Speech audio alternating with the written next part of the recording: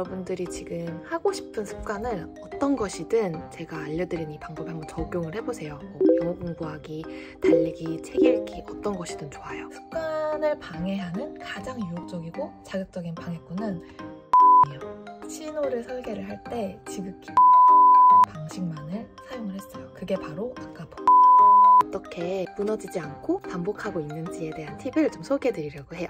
안녕하세요 여러분. 여러분들 누구나 좋은 습관을 만들고 싶은데 꾸준히가 안 됐던 경험 해보신 적 있으시죠? 저는 이 방법으로 새로운 습관을 무려 7가지나 완전히 제 하루에 딱 심어서 안정적으로 반복을 하고 있어요. 여러분들이 지금 하고 싶은 습관을 어떤 것이든 제가 알려드린 이 방법에 한번 적용을 해보세요. 영어 공부하기, 달리기, 책 읽기 어떤 것이든 좋아요. 일명 습관을 내 일상에 이식해 넣는 습관 이식술. 종이랑 펜을 준비하셔도 좋고 엑셀이나 노션 열어놓고 표로 만들면서 따라오셔도 괜찮아요. 저는 아이패드로 쓰면서 보여드릴게요.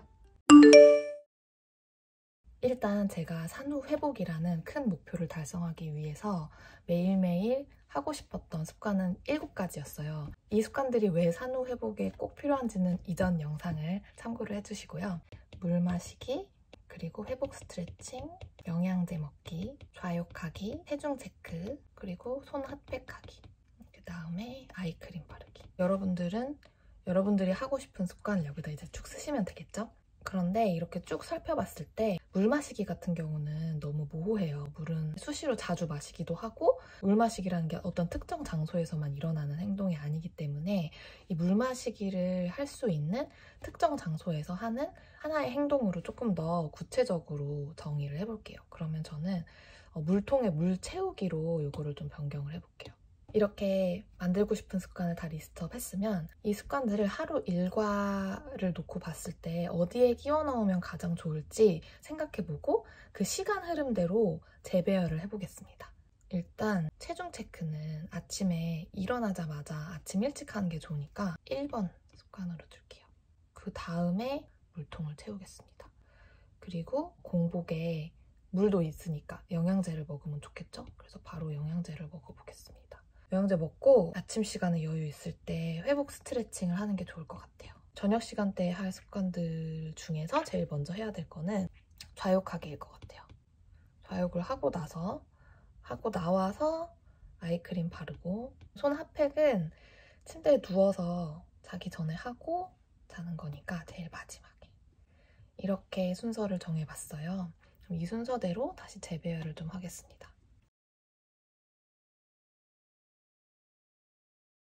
이제 각 습관들의 맥락을 한번 정해볼 건데요. 이 맥락이란 건 뭐냐면 어떤 습관을 하기 전에 내가 하는 행동, 그걸 하고 나서 이 행동을 하는 게 가장 자연스러운 게 좋겠죠? 예를 들어서 저 같은 경우는 요즘 둘째 모유 수유를 하고 있기 때문에 아침 7시쯤 무조건 아이를 먹이기 위해서 일어나요. 이 행동은 무조건 제가 해야만 하는 행동이기 때문에 매일매일 꾸준히 하고 있는데 첫 수유를 하자마자 체중 체크를 한다. 이렇게 맥락을 만들어주는 거죠. 아침 첫 수유 직후. 이렇게 만들어 볼게요. 그 다음에 물통을 채우는 습관은 체중 체크를 하자마자 바로 하고 싶어요. 바로 이제 1층 내려가서 물통을 채우겠다. 체중 잰 후. 마찬가지로 영양제는 물통 채운 후, 회복 스트레칭은 영양제 먹은 후. 이렇게 해서 1번부터 4번까지 습관은 제가 아침에 무조건 하는 행동인 아침 첫 수유라는 행동 뒤에다가 이 4가지를 순서대로 갖다 붙였습니다. 좌욕하기 같은 경우도 마찬가지로 마지막 수유 끝나고 나서 바로 좌욕하기로 맥락을 설정을 해볼게요. 아이크림 바르기도 좌욕하고 나와서, 손 핫팩하기는 잠자리에 들어간 후. 이 행동들이 일어나는 장소도 한번 정리해 볼게요. 이 장소를 정리하는 이유는 가능하면 한 장소에서 일어나는 행동은 한 번에 쫘라락 이어질 수 있게 하기 위함인데, 체중 체크 같은 경우는 아침 첫 수유 직후에 하려면 아기 방에다가 체중계를 놓는 게 나을 것 같아요. 아기 방에서 할게요. 그 다음에 물통 채우는 거는 어쩔 수 없이 정수기 있는 데로 가야 되니까 주방. 영양제 먹기도 그러면 정수기 옆에다가 영양제를 그냥 놓고 바로 주방에서 이어지게 하는 게 좋겠죠? 주방. 회복 스트레칭은 주방 바로 앞에 있는 거실에서 좌욕하기는 무조건 화장실에서 해야 되니까 화장실. 좌욕하고 나서 바로 씻고 아이크림 바를 수 있으려면 아이크림을 화장실에다 두는 게 좋을 것 같아요. 그래서 장소를 화장실로 바꾸겠습니다. 그리고 손 핫팩하기 이거는 잠자리에서 해야 되기 때문에 침실. 그 다음에는 제일 중요한 게 남았어요. 습관 성형에서 가장 중요한 게 바로 그 습관을 촉발하게 만드는 신호인데요. 아 맞다, 나 이 습관 해야 되지 라고 자연스럽게 기억해낼 수 있게 하는 신호를 설계를 해야 되는데요. 제가 이번에 가장 잘 쓴 방법은 포스트잇이에요. 예를 들어서 체중 체크 같은 경우는 사실 체중계가 눈에 잘 띄면 바로 거기 올라갈 수 있잖아요. 그러니까 수유하고 나서 바로 체중 체크를 해야 되니까 수유 의자 앞에 체중계 두는 것으로 신호를 만들어 볼게요. 체중계를 두고요. 체중 재고 나서 물통 채우는 거 까먹거나 다른 방해가 치고 들어와서 물통을 채우지 못할 가능성이 있기 때문에 물통 채우기라고 쓴 포스트잇을 체중계 앞에다 붙이는 거예요. 눈에 확 띄는 색깔의 포스트잇을 붙입니다. 영양제는 물통을 채울 때 정수기 근처에 가장 잘 보이는 곳에 두는 거죠. 그리고 스트레칭을 하러 이제 영양제 먹고 넘어가야 되잖아요. 그렇기 때문에 영양제 통에다가 회복 스트레칭 하기 포스트잇을 적어 놓을게요. 그 다음에 이제 저녁 루틴으로 넘어와서 마지막 수유한 다음에 좌욕을 해야 되기 때문에 아기 침대에 이제 포스트잇으로 좌욕하기라고 적어둘게요. 좌욕하고 난 다음에는 그 좌욕기를 소독 스프레이로 한번 세척을 해요. 그 소독 스프레이 바로 옆에 아이크림을 두면 절대 잊어버리지 않을 것 같아요. 손 핫팩은 이제 자기 직전에 침대 머리맡에다가 두겠습니다. 이렇게 했으면 이제 거의 다 했어요. 마지막으로 우리가 생각해 봐야 되는 거는 소요 시간. 하루 중에서 가장 방해받지 않고 여유롭게 이 습관들을 매일매일 해나갈 수 있는 그 시간대를 찾아가지고 그 틈바구니에 이 습관들을 끼워 넣는 거거든요. 소요 시간을 옆에다 한번 적어볼게요. 체중 체크 뭐 1분도 안 걸리죠? 가끔 이 체중이 진짜 내 체중이 맞나 의심스러워서 몇 번 더 올라가 보면 1분이 더 걸릴 수도 있습니다. 하지만 일단 1분. 물통 채우기 뭐 3분? 3분 정도 걸릴 것 같아요. 그리고 영양제 먹는데 뭐 1분 걸리죠? 회복 스트레칭은 한 10분짜리 한다 치면 총 합해서 15분 걸리네요. 제가 아침에 15분 정도의 시간을 그 어떤 방해도 받지 않고 휴대폰 보지 않고 아이들 챙기지 않아도 되는 그 시간대가 아침 7시에 둘째 아가를 수유를 하고 나서 첫째 아이가 깨기 전에 그 시간이면 딱 아침 7시에서 8시 사이가 될 것 같아요. 이 시간 안에 딱 15분만 내면 사실 이 습관 루틴을 할 수가 있는 거죠. 저녁 루틴도 해볼게요. 좌욕하는데 뭐 좌욕기 씻고 뭐 이런 시간 다 합쳐서 15분. 아이크림 바르는데 5분? 5분도 안 걸릴 것 같은데? 손 핫팩 하는데 뭐 한 10분? 이 정도 치면은 30분 정도의 시간을 낼 수 있는 시간대를 찾아야 되고 전혀 방해받지 않을 저녁 시간은 첫째, 둘째 다 잠들고 난 이후 적어도 밤 11시 이후가 되겠네요. 끝! 어때요? 생각보다 되게 간단하죠?